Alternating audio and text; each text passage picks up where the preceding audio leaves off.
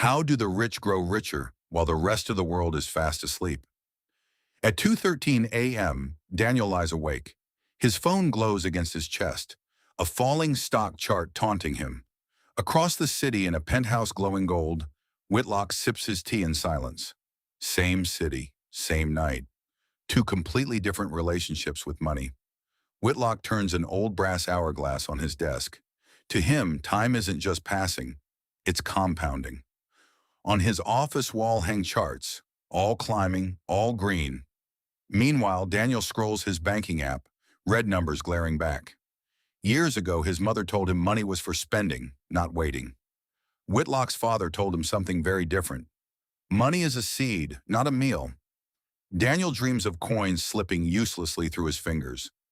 Whitlock sleeps soundly, his money quietly working without him. Every night, while most people scroll or stress, Whitlock automates a transfer. No emotion, no hesitation, just routine. Daniel instead buys another pair of sneakers at midnight, chasing a feeling that fades by morning. The difference isn't the amount of money, it's the decision made in the same 10 seconds. Whitlock built 3 income streams, rental, dividends, business, each one glowing quietly on a tablet over his morning coffee. Daniel has one paycheck. By the time rent and bills are paid, there's nothing left to invest. But something is about to shift. During a sudden market dip, Whitlock doesn't flinch. He's seen this before. Decades ago, he held steady through a terrifying crash and watched it recover into massive gains years later. Daniel, panicking at the same dip, sells everything at a loss and watches helplessly as it climbs back up without him. That moment breaks something open in him. While searching through an old box, he finds his grandfather's book. Inside, a single handwritten line: "Wealth is built in silence, not in spending."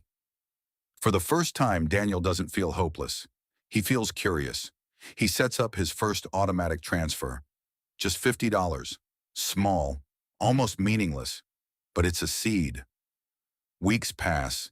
He skips a few takeout orders. Walks instead of taking a rideshare. Slowly, his savings begin to climb. 1%, then 3, then 6. Small numbers, real change.